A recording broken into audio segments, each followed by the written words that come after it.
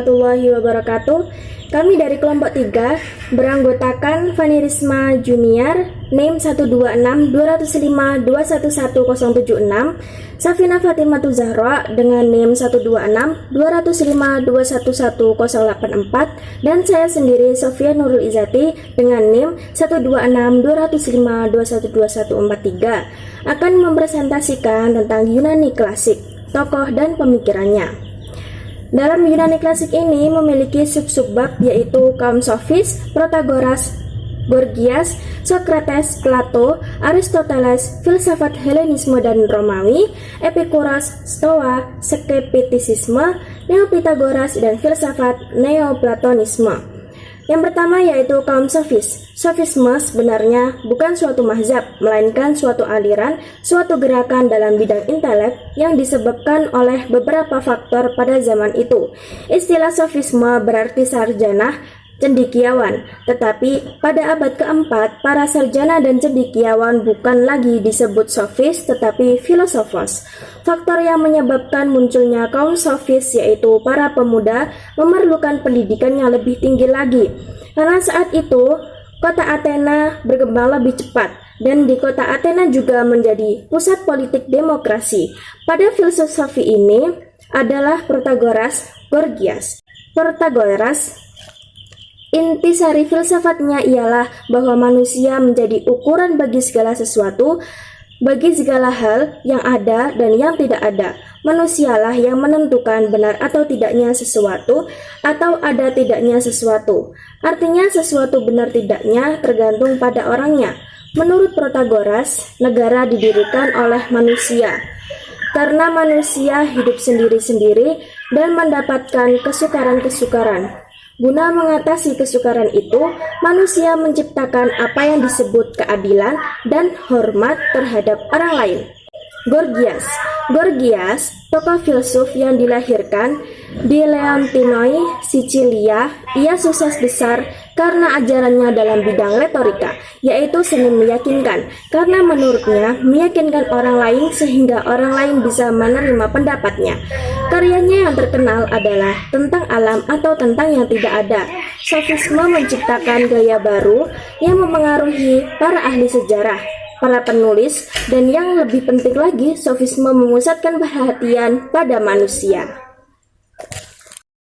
Sokrates. Tidak ada yang tahu persis Sokrates dilahirkan. Yang terang ialah bahwa ia mendapat pendidikan yang baik. Seperti halnya kaum Sofis, ia mengarahkan perhatiannya kepada manusia. Akan tetapi, Sokrates memiliki perbedaan. Dalam pengajarannya tidak dipungut biaya. Sokrates memberikan ajarannya dengan cara mendatangi bermacam-macam orang dan melakukan tanya jawab. Umumnya, pengajarannya disebut dialektika, karena pengajarannya dialog memegang peranan penting. Selanjutnya adalah Plato. Plato adalah filsuf Yunani pertama yang kita ketahui lebih banyak. Berdasarkan karya-karyanya yang utuh, banyak karyanya Plato sehingga sukar membedakan antara hasil karyanya yang asli dan yang bukan asli. Tetapi tetap dikatakan sebagai ditulis olehnya. Di antara buku-buku yang ditulis ialah Apologia, Politeia, Sophites, Timaios, dan lain-lain. Pada puncak dari pemikiran Plato tentang negara, ia ingin memperbaiki keadaan negara yang dirasakan masih dalam keadaan memburuk. Pada konsepnya tentang negara ini berkaitan dengan etika dan teori. Ia menjelaskan manusia itu hidup di dua dunia, yaitu dunia pengalaman dan dunia ide. Plato mengunjungi Italia dan Sisilia setelah ia menjadi murid Sokrates. Setelah ia kembali dari pengembaraannya, ia mendirikan sekolah akademi. Dunia pengalaman menurut Plato yang serba berubah dan serba jamak, di mana tiada hal yang sempurna yang diamati dengan indera yang bersifat duniawi. Dunia ide menurut Plato tiada perubahan, tiada kejamakan, dan yang bersifat kekal. Filsafat Plato adalah suatu usaha untuk menjembatani pertentangan yang terdapat para filsuf yang mendahului dia dan mencoba keluar dari pemilihan yang sulit yang dihadapi oleh Herakleitos dan Parmenides. yaitu dengan memberi bentuk tersendiri kepada hal-hal yang berubah dan tidak berubah. Di dalam hal ini, ia mengikuti jejak para kaum sofis dan Sokrates. Akan tetapi, memang harus diakui bahwa pemecahan yang dapat diberikan terhadap persoalan di atas, hal ini akan tampak dalam filsafat berikutnya, yaitu filsafat Aristoteles. Aristoteles dilahirkan di Stagira, Yunani Utara, anak seorang dokter pribadi Raja Makedonia. Pada waktu ia berumur kira-kira 18 tahun, ia dikirim ke Athena untuk belajar pada Plato. Selama 20 tahun, ia menjadi murid Plato. Setelah Plato meninggal dunia, Aristoteles mendirikan sekolah di Assos atau Asia Kecil. Pada tahun 342, ia kembali ke Makedonia untuk menjadi pendidik Pangeran Alexander. Kembali ke Athena dan mendirikan sekolah di sini. Ketika pada tahun 323 sebelum Masehi, Alexander wafat, timbullah hura-hura di Athena menentang Makedonia. Ada 3 tahap perkembangan pemikiran Aristoteles. A. Tahap di akademi ketika ia masih setia kepada gurunya, Plato, termasuk ajaran Plato tentang ide.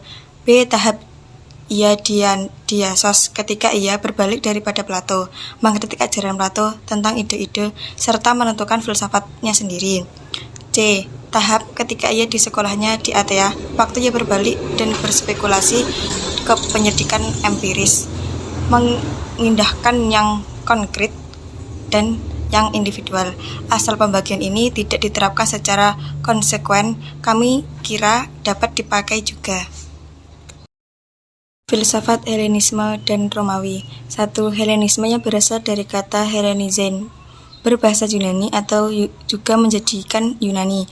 Helenisme adalah roh dan kebudayaan Yunani yang sepanjang roh dan kebudayaannya itu memberikan ciri-ciri kepada para bangsa yang bukan Yunani di sekitar Lautan Tengah, mengadakan perubahan-perubahan di bidang kesusastraan, agama, dan keadaan bangsa-bangsa itu. Pada zaman ini ada perpindahan pemikiran filsafat, yaitu dari filsafat yang teoritis menjadi filsafat yang praktis. Filsafat makin lama makin menjadi suatu seni. Hidup orang bijak adalah orang yang mengatur hidupnya menurut akal dan rasionya. 2. Ada banyak aliran yang semua berusaha menentukan cita-cita hidup manusia. Ada aliran yang bersifat etis, di antaranya adalah Epikuros dan Stoa. Sedang yang termasuk aliran yang diwarnai agama di antaranya yaitu filsafat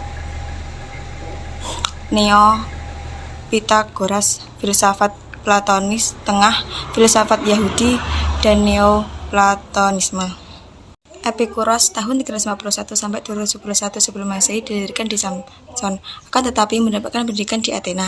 Ada beberapa filsafat yang mempengaruhi pikirannya, akan tetapi Demokritoslah yang paling besar mempengaruhinya. Tujuan filsafatnya ialah menjamin kebahagiaan manusia.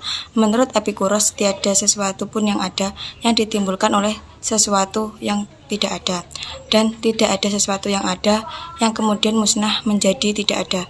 Menurut Epikrutos, jiwa tidak lain adalah atom, karena semuanya jiwa adalah tubuh halus yang berada di dalam tubuh. Tanpa tubuh kasar, jiwa tidak berada. Stoa dari Sitinium pada tahun 336 Masehi sampai 264 sebelum Masehi. Pada tahun 315 ia berada di Athena dan tertarik kepada filsafat di tempat ini. Ia mendapat kehormatan yang besar hingga ia mengajarkan ajarannya di gang di antara tiang-tiang atau Stoa Poikila. Sebutan Stoa diturunkan daripada Stoa Poikila ini. Sejarah aliran Stoa meliputi 3 tahap, yaitu fisika yang berfungsi untuk ladang beserta pohon-pohonnya, logika yang berfungsi sebagai pagarnya, dan etika yang berfungsi sebagai buah-buahannya. Skeptisme, pokok ajarannya adalah bagaimana cara manusia agar dapat hidup selalu bahagia. Orang yang bahagia dan bijaksana itu ialah orang yang tidak pernah mengambil keputusan atau orang yang ragu-ragu, karena skeptisme menganggap orang itu tidak pernah keliru. filsafat Neopitagoras. Ajaran aliran Neopitagoras ini mewujudkan suatu campuran dari gagasan Aristoteles dan Stoa. Dualisme Plato yang membedakan antara duniawi, dunia rohani, dan dunia bendawi ditarik secara konsekuen oleh Neopitagoras. Yang ilahi adalah yang ada, yang tidak tergerak realitas yang sempurna, substansi yang tak berjasad, sedang benda pada dirinya adalah gerak yang tak teratur, kemungkinan murni yang menjadi penggadaian eksistensi segala sesuatu. Oleh karena tiada hubungan antara yang ilahi dan yang bendawi, maka terjadi dunia yang beraneka ragam. Filsafat Neoplatonisme, tokohnya adalah Plotinus dan Ammonius Saccas. Kurang lebih 5 abad sesudah Aristoteles meninggal dunia, pemikiran filsafat Yunani ini kembali muncul bersamaan dengan munculnya agama Kristen awal abad Masehi.